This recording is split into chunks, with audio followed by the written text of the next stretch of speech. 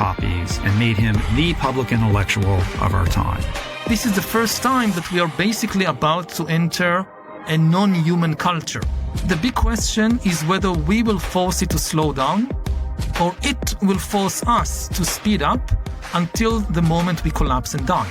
His latest book and the terrain for today's conversation is Nexus, an absolutely essential read that makes quite a compelling case for why artificial intelligence will be the biggest disruption in the history of civilization. AIs can make decisions. They are not just tools in our hands, they are agents, creating new realities. It's very difficult to appreciate the dangers because the dangers, they are kind of alien. In the Hollywood scenario, you have the killer robots shooting people. In real life, it's the humans pulling the trigger, but the AI is choosing the targets.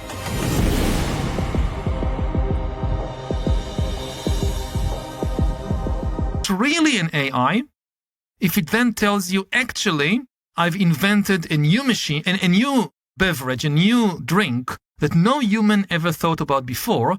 I call it Bespresso, and I think it's better than espresso. You would like it more. And I took the liberty to prepare a cup for you.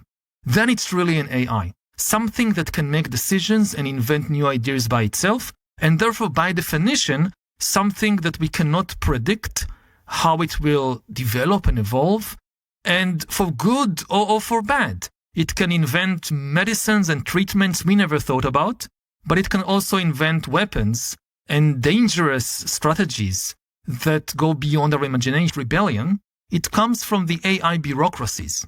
Already today, and more, we will have not one big AI trying to take over the world. We will have millions and billions of AIs constantly making decisions about us everywhere.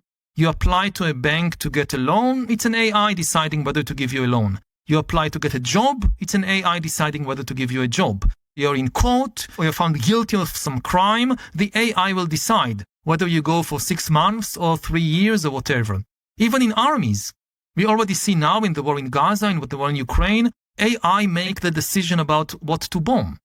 And in the Hollywood scenario, you have the killer robots shooting people. In real life, it's the humans pulling the trigger, but the AI is choosing the target. Revolution in healthcare ever. If you think about self-driving vehicles. So every year, more than 1 million people die all over the world in car accidents. Most of them are caused by human error, like people drinking and then driving or falling asleep at the wheel or whatever. Self-driving vehicles are likely to save about 1 million lives every year. This is amazing. You think about climate change. So yes, developing the AIs will consume a lot of energy, but they could also find new sources of energy, new ways to harness energy that could be our best shot at preventing ecological collapse. So there is enormous positive potential. We shouldn't deny that. We should be aware of it. And on the other hand, it's very difficult to appreciate the dangers because the dangers, again, they are kind of alien. Like if you think about nuclear energy, yeah, it also had positive potential, cheap nuclear energy, but people had a very good grasp of the danger. Nuclear war. Anybody can understand the danger of that. With AI, it's much more complex because the danger is not straightforward. The danger is really, we've seen the Hollywood science fiction scenarios of the big robot rebellion. That one day a big computer or the AI decides to take over the world and kill us or enslave us. And this is extremely unlikely to happen anytime soon. Because the AIs are still a kind of very narrow intelligence. Like the AI that can summarize a book, it doesn't know how to act in the physical world. In Burmese, nobody in Facebook headquarters spoke Burmese. They had no idea what the algorithm was promoting. The key thing is not to absolve the humans from responsibility. It's to understand that even very primitive AIs, and we were talking about, like 8 years ago, not things like ChatGPT. Still, the decisions made by these algorithms to promote certain content had far-reaching and terrible consequences. In Myanmar, they were not just producing conspiracy theories. There are millions of users producing, cooking lessons and biology lessons and sermons on compassion from Buddhist monks and conspiracy theories. And the algorithms made the decision to promote the conspiracy theories. And this is just kind of a warning of look what happens with even very primitive AIs.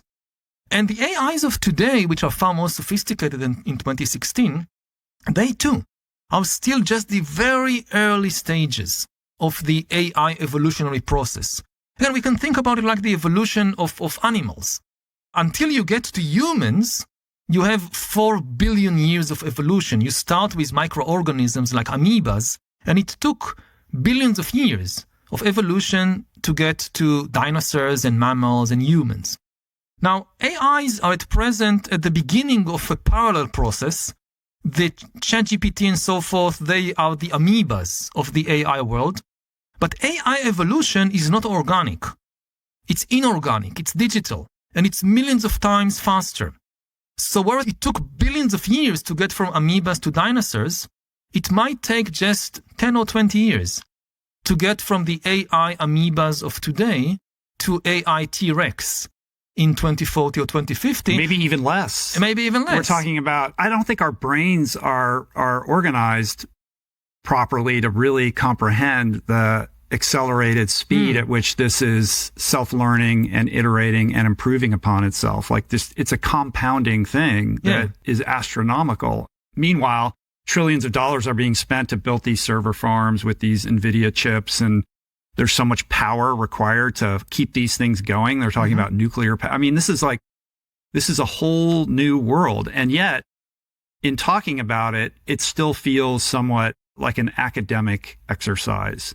Because for myself or somebody who might be watching or listening, their experience with AI comes in the form of ChatGPT or some of these helpful tools. Like, I like my algorithm. It shows me the kind of products that I want to buy without having to search for it. And a simple example would be preparing for this podcast. Like, I listen to your book on audiobook, and I'm doing what I usually do, pulling up a bunch of tabs and, like just collating a bunch of information on you and the book and the message that you're putting out.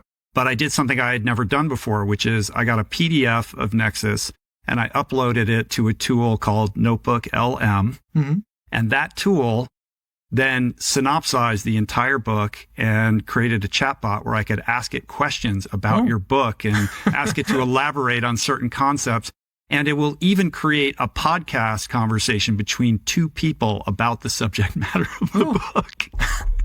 So even this conversation is at risk, right? Irrelevant, And I'm like, wow, that's kind of a remarkably helpful tool. And it's easy to just not really appreciate